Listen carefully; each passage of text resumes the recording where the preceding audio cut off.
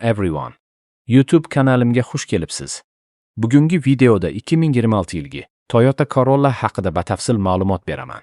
Toyota Corolla dunyodagi eng mashhur va eng ko'p sotilgan avtomobillardan biri bo'lib, ishonchliligi, korligi va qulayligi bilan tanilgan. 2026 yilgi model ham shu an'analarni davom ettiradi va zamonaviy texnologiyalar bilan yanada takomillashtirilgan.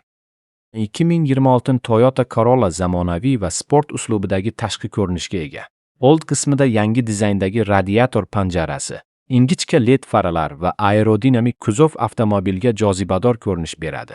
Yugori komplektatsiyalarda qotishma disklar, LED orqa chiroqlar va qo'shimcha tashqi bezaklar mavjud. Salon keng, qulay va sifatli materiallardan tayyorlangan. Markaziy panelda sensorli multimedia ekrani, Apple CarPlay va Android Auto qo'llab-quvvatlashi, Bluetooth, USB portlari va ovozli boshqaruv tizimi mavjud. Yuqori versiyalarda simsiz telefon quvvatlash, raqamli asboblar paneli va premium audio tizimi ham taklif etiladi. Dvigatel variantlari bozorga qarab farq qilishi mumkin. Asosiy versiyalarda 2010 litrli benzin dvigateli taklif etiladi. Ayrim mamlakatlarda gibrid versiyasi ham mavjud bo'lib, u yuqori yoqilg'i tejamkorligi va past chiqindi gazlari bilan ajralib turadi. Uzatmalar qutisi sifatida CVT avtomatik transmissiya qo'llaniladi. Bu esa silliq va qulay haydashni ta'minlaydi. Yoqilg'i sarfi Corollaning asosiy afzalliklaridan biridir. Benzinli model o'rtacha 5 kilometrga taxminan 6-7 litr yoqilg'i sarflaydi. Hibrid versiya esa haydash uslubiga qarab 4 yil 5 litr atrofida yoqilg'i iste'mol qilishi mumkin. Xavfsizlik borasida 2026 Toyota Corolla zamonaviy tizimlar bilan jihozlangan.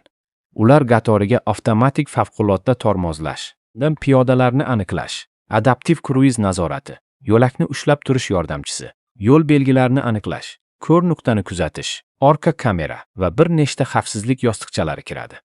Ushbu tizimlar haydovchi va yo'lovchilar xavfsizligini oshirishga yordam beradi. Haydash qulayligi ham yuqori darajada. Osma tizimi notekis yo'llarda ham yumshoq harakatlanishni ta'minlaydi. Rul boshqaruvi esa aniq va yengil ishlaydi. Shahar sharoitida ham, uzoq safarlarda ham Corolla o'zini juda qulay avtomobil sifatida namoyon qiladi. Afzalliklari: ishonchliligi juda yuqori, yoqilg'i tejamkorligi yaxshi. Xizmat ko'rsatish xarajatlari nisbatan arzon, zamonaviy xavfsizlik texnologiyalari mavjud. Ikkinchi bozorda qiymatini yaxshi saqlaydi. Kamchiliklari: sport avtomobili darajasida kuchli tezlanishga ega emas.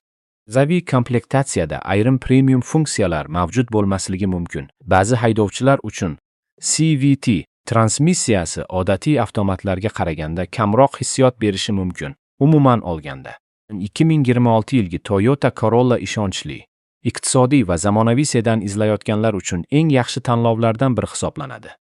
U oilaviy foydalanish, kundalik qatnov va uzoq safarlar uchun qulay bo'lib, xavfsizlik, texnologiya va yoqilg'i tejamkorligini bir avtomobilda birlashtiradi. Tomosha qilganingiz uchun rahmat.